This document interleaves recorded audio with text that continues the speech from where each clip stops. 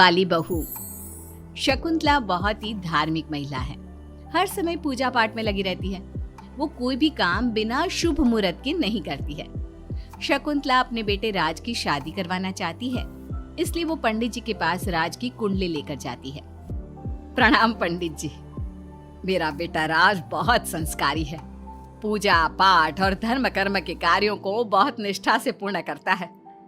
मैं अपने बेटे की शादी कराना चाहती हूँ, इसलिए उसकी कुंडली ले आई हूँ। शकुंतला पंडित जी को कुंडली देते हुए कहती है और पंडित जी कुंडली को ध्यान से देखकर कहते हैं, बेटे, तेरे बेटे का उज्जवल भविष्य है। इसका गृहस्थ जीवन भी अच्छा रहेगा, परंतु क्या पंडित जी? परंतु एक बात का विशेष ध्यान रखना होगा। तुम्हें अपने बेटे की शादी उसी लड़की से करानी होगी जिसके गाल पर तिल हो। वो लड़की तुम्हारे घर, तुम्हारे बेटे और तुम्हारे भविष्य के लिए सुख, शांति और समृद्धि लाएगी। तुम्हारा भाग्य केवल उस लड़की के आने से ही जागेगा। जी पंडित जी, मैं ऐसी ही बहू लाऊंगी जिसके गाल पर तिल हो। धन्यवाद पंडित जी, धन्यवाद। पंडित जी का धन्यवाद करके शकुंतला वहां से चली जाती है। अब वो दिन रात तिल वाली बहू के बारे में सोचती रहती है। शकुंतला अपने बेटे का जहां भी रिश्ता लगाती तो उसकी एक ही शर्त होती कि तिल वाली बहू चाहिए, लेकिन उसे तिल वाली बहू कहीं मिलती ही नहीं। एक दिन अपनी माँ को इस तरह से परेशान देखकर राज कहता है, माँ, आप मेरे लिए तिल वाली लड़की क्यों देख रही हैं?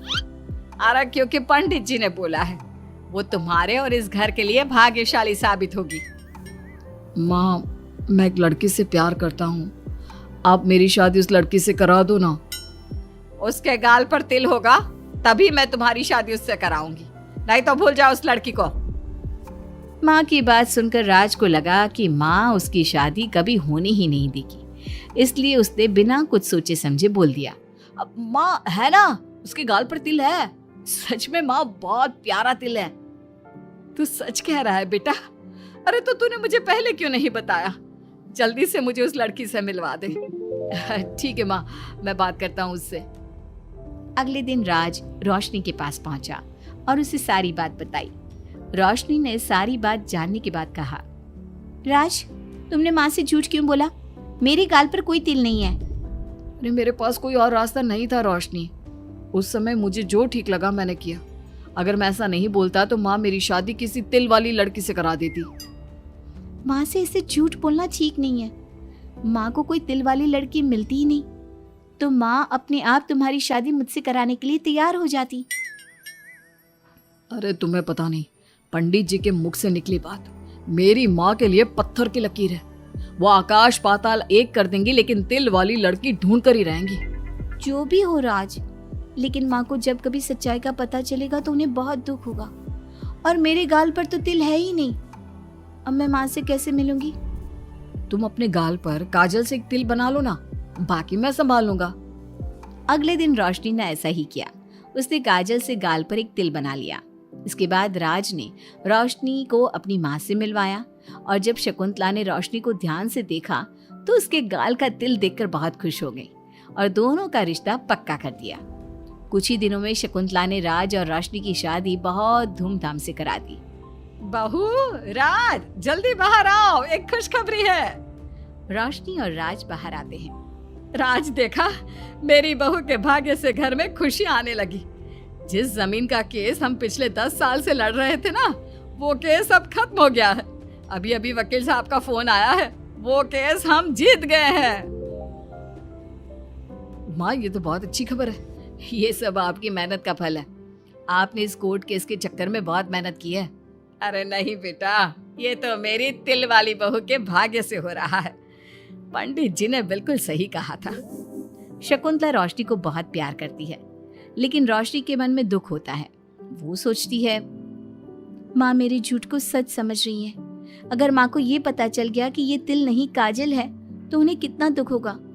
मैं आज ही राज से बात करूंगी कि वो माँ को सारी सच्चाई बता दे। शाम को राज घर आता है तो रोशनी राज से कहती है, राज, हमें माँ को सारी सच्चाई बता देनी चाहिए। घर में कुछ भी अच्छा होता है तो माँ को लगता है कि सब मेरे गाल के तिल की वजह से हो रहा है। तुम्हारे गाल की तिल की वजह से कुछ नहीं हो रहा। लेकिन हाँ, तुम्हारी वजह से हो रहा है। तुम इस घर में लक्ष्मी का रूप लेकर आई हो। सब बात ठीक है राज, लेकिन मैं माँ से और झूठ नहीं बोल सकती। मैं कल ही उन्हें सब कुछ सच सच बता दूंगी। नहीं रोशनी, अभी हम कुछ नहीं बता सकते। अभी हमारी शादी को ज्यादा दिन भी नहीं हुए। तुम माँ के दिल में अपने लिए थोड़ी और जगह बना लो, उसके बाद में पक्का मैं ही माँ को सब कुछ बता दूंगा। इस तरह से दिन गुजरने लगते हैं और शकुंतला के घर में खुशियों का आना लगा रहता है। शकुंतला अपनी बहू से बहुत प्यार करने लगी थी। एक दिन शकुंतला रोशनी के कमरे में गई। बहू, ओ बहू, कहाँ है तू? माँ मैं बाथरूम में हूँ, नहा रही हूँ। अरे देख तो मैं तेरे लिए क्या लाई हूँ, जल्दी बाहर आ। अब मैं क्या करूँ? मेरे पास तो काजल भी नहीं है, अब चेहरे पर क्या लगाऊं? राज तुमने अच्छा फंसाया मुझे। माँ आप अपने कमरे में जाइए, मुझे नहाने में थोड़ा टाइम लगेगा, मैं खुद आपके कमरे में आ जाऊंगी। नहीं बहू, तू जल्दी से निकल कर आ, मैं यहीं बैठी हूँ तेरे कमरे में। जब रोशनी को इस बात का एहसास हो गया कि उसकी सास कमरे से नहीं जाएगी, तो उसने अपने गीले बाल एक तरफ कर लिए और बालों से अपना आधा चेहरा छुपाकर बाहर आई। बहू नहा ली तुम? देखो मैं तुम्हारे लिए नई साड़ी और गहने लाई हूँ। आज शाम को बहुत मेहमान आ रहे हैं, मैं तुम्हें सबसे मिलवाऊंगी। मेहमान किस लिए आ रहे हैं माँ? अरे तुम्हें राज ने बताया नहीं बहू? हमारी कंपनी इस साल नंबर 1 की पोजीशन पर पहुंच गई है और ये सब तेरी वजह से हुआ है। चलो मैं चलती हूँ, मुझे शाम की बहुत सारी तैयारी भी तो करनी है। जब शकुंतला रोशनी के कमरे से चली गई, तब उसकी जान में जान आई। शाम को पार्टी में बहुत बड़े बड़े लोग आए थे। शकुंतला ने अपनी बहू को सबसे मिलवाया और उसकी खूब तारीफ की। पार्टी में सब लोग शकुंतला के सक्सेस का राज पूछ रहे थे, तो शकुंतला अपनी बहू और उसके दिल की तारीफ कर रही थी। एक दिन शकुंतला अपने बहू बेटे के साथ घूमने गई। आज हम घूमने आए हैं तो देखो मौसम भी कितना प्यारा हो गया है, लगता है बारिश आने वाली है। शकुंतला के इतना कहते ही जोरों की बारिश शुरू हो गई।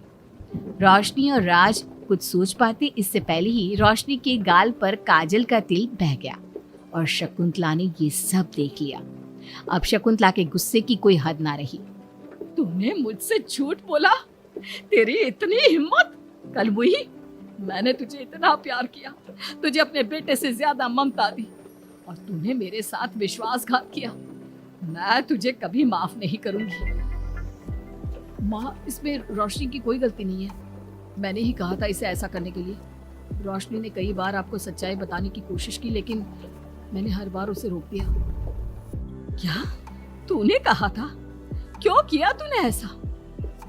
कितना बुरा दिन था वो जब मैंने तुम दोनों की शादी करवाई और तुझे शर्म नहीं आई अपनी माँ को धोखा देते हुए? तो माँ मैं और क्या करता? अब तो पीछे ही पड़ गई थी तिल वाली बहू के। आपको कोई लड़की भी तो नहीं मिल रही थी और मैं रोशनी को बहुत प्यार करता हूँ, उसके बिना नहीं रह सकता। हाँ तो अब इसी के पास रहे। मैं तुम दोनों की शक्ल नहीं देखना चाहती। ले जा इस झूठी और मनहूस लड़की को मेरे सामने से। माँ, कल तक तो रोशनी बहुत भाग्यवान थी, आज ये मनहूस हो गई।